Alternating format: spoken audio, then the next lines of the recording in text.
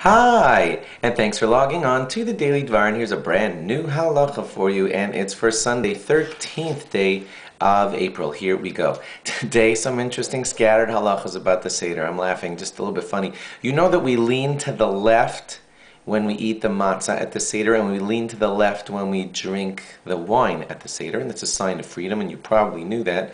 Today's first halacha is that the same law applies for lefties, okay? Nobody should think that the halacha is any different for lefties. It's the same. We all lean to the left. And the reason is because in a sign of freedom, when people used to eat in that style, like leaning way over to their left, they always did it to the left because the food pipe, I think, is the one to the left, and the windpipe is the one towards the right. So leaning to the left as you eat is the safer way so that the food doesn't end up in your windpipe. And that's the same for lefties and righties.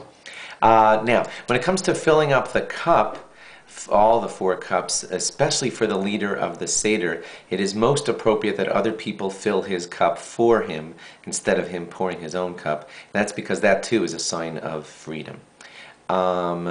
Next one is this. I'm looking down my list here.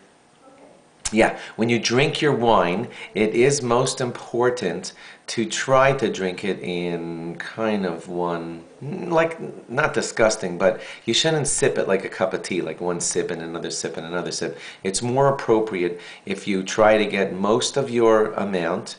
I should just say what the amount is. Your cup should hold, according to the strictest of opinions, about 5 ounces, and then you should drink actually just a couple of those 5 ounces to do the bare minimum.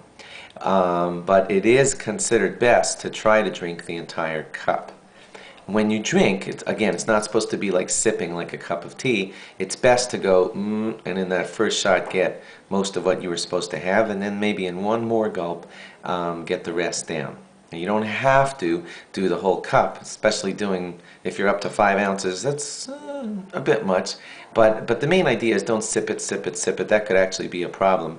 It should go down to 1 or 2 gulps, and that would be the best way. If it's hard for you to drink wine, you should still try. Grape juice is not so good unless you're sick and you have to consult with a rabbi and a doctor, but best to try to do wine. You're allowed to dilute your wine with grape juice if necessary. Just make sure that the taste of the alcohol is still there, and they estimate that at about 4.5% alcohol. So that, like, let's just do some simple math. If you have a wine that's 10% alcohol and you fill the cup with half wine and half grape juice, you're still going to be okay because it's going to be about 5% alcohol. But if you're starting with a really light wine that's 6% alcohol and it's half grape juice and half wine, that's not going to be tasting like wine anymore. Try to make certain that the alcohol is still at about 4.5% in that mixture that you're drinking. Then it's still called wine, and that's what you're supposed to try to shoot for. Thanks for logging on. Log on again tomorrow for more. Bye-bye.